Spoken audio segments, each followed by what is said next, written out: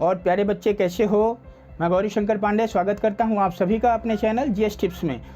बच्चों, पिछले वीडियो में मैंने बताया था कि कैसे 10वीं और 12वीं के बच्चे छत्तीसगढ़ माध्यमिक शिक्षा मंडल के वेबसाइट पर जाकर ऑनलाइन कक्षा के माध्यम से अपनी पढ़ाई जारी कर सकते हैं नियमित रूप से। और उस वीडियो में मैंने ये भी बताया था कि मेरे इस चैनल को आप लोग जो जीएस टिप्स यूट्यूब चैनल है उसको अधिक से अधिक संख्या में सब्सक्राइब कर लीजिए। जितने लोग भी सब्सक्राइब करेंगे उनको समय समय पर जो भी नोटिफिकेशन परीक्षा से संबंधित होगा वो मिलते रहेगा।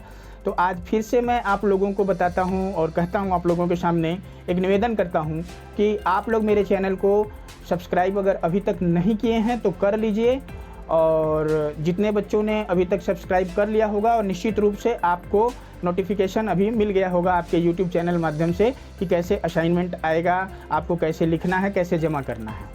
तो आज मैं आप लोगों को किस प्रकार से आपको असाइनमेंट प्राप्त होगा हर महीने और उसको लिख करके आपको कैसे जमा करना है, कैसे उसको जांचना है, कैसे उसका नंबर बोर्ड के वेबसाइट पर डालना है, इन सारी बातों के विषय में मैं आपको बताऊंगा। और आप लोग इस वीडियो में अंत तक बने रहिएगा क्योंकि इसका एक भी अंश छूटने से बहुत सारा चीज़ छूट जाएगा।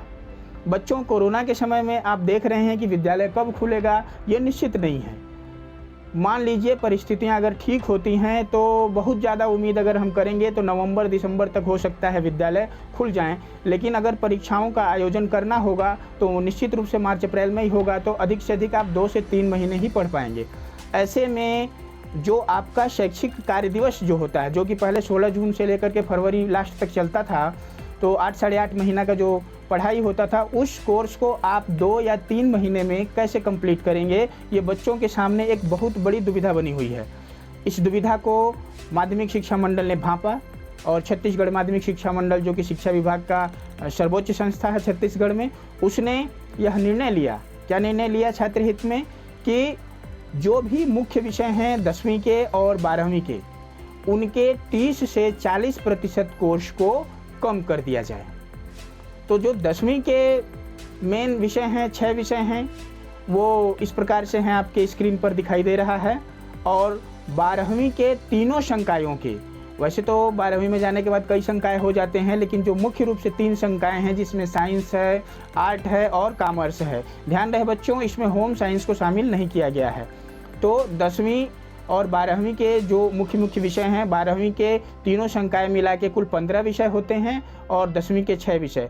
इन 15 और 6 21 विषय को जो इसके कोर्स हैं उसके 30 से 40% कोर्स की कटौती कर दी गई है।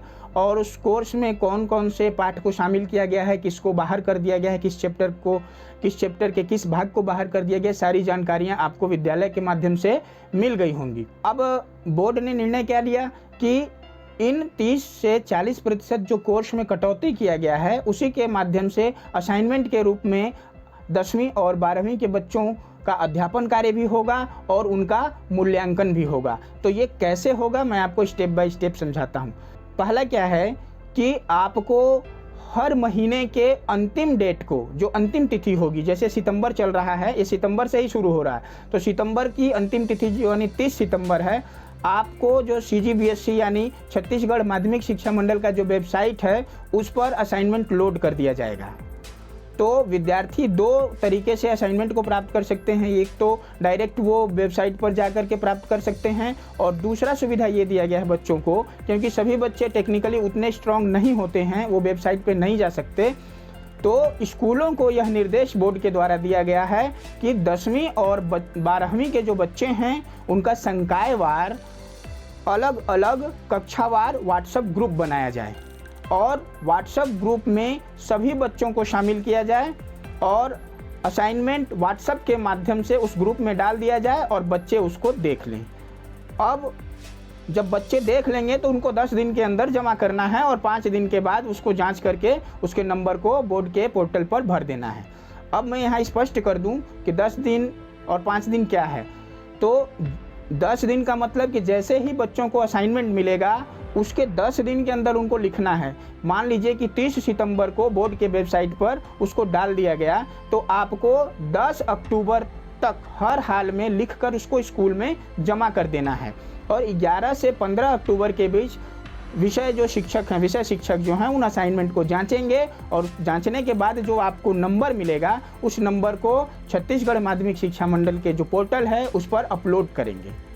अब यहाँ ये बहाना नहीं चलेगा कि हमारे स्कूल के शिक्षक तो हमको देर से भेजे तो हमको ज़्यादा समय मिलना चाहिए, नहीं। वह स्पष्ट रूप से कहा गया है बोर्ड के द्वारा कि जिस दिन बोर्ड के पोर्टल पर असाइनमेंट अपलोड कर दिया जाएगा उस दिन से लेकर के 10 दिन के अंदर आपको जमा करना है। तो हमेशा ध्यान रखिएगा कि महीना का अंतिम डेट 30 भी हो सकता है, 31 भी हो सकता है।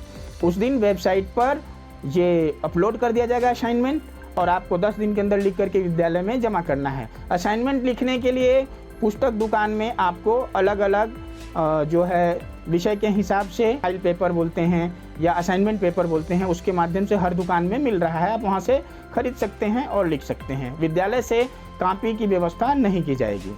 अब आपको ये जानना जरूरी है कि असाइनमेंट कितने नंबर का होगा।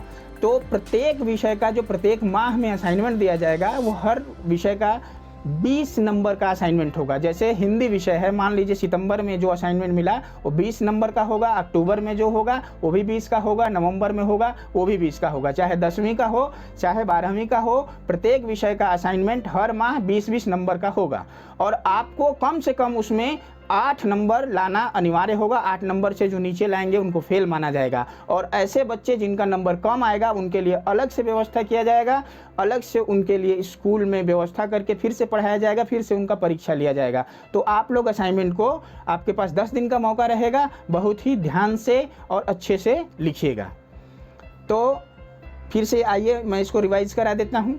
क्या कि पहला आपको महीना के आखिरी दिन असाइनमेंट मिल जाएगा, उसको 10 दिन के अंदर आपको जमा कर देना है। 5 दिन के अंदर शिक्षकों को जांच करके उसका अंक अपलोड करना है। उस लफड़े में आपको नहीं पढ़ना है, आपको अपना 10 दिन से मतलब रखना है और 20 नंबर का असाइनमेंट होगा। इस प्रकार से मैंने आपको बताया कि किस प्रकार से आपको असाइनमेंट मिलेगा और किस प्रकार से आपको असाइनमेंट को लिख करके जमा करना है।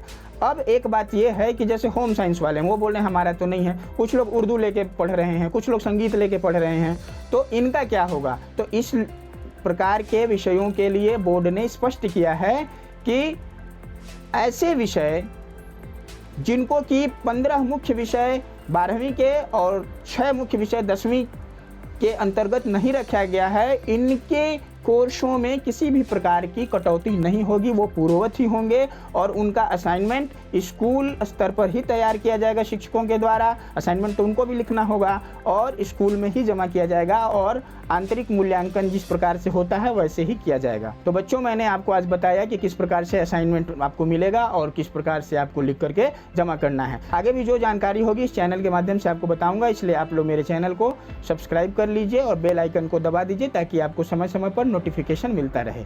ठीक है बच्चों, आप लोग अब असाइनमेंट का तैयारी कीजिए क्योंकि पहला असाइनमेंट आ चुका है। Best of luck.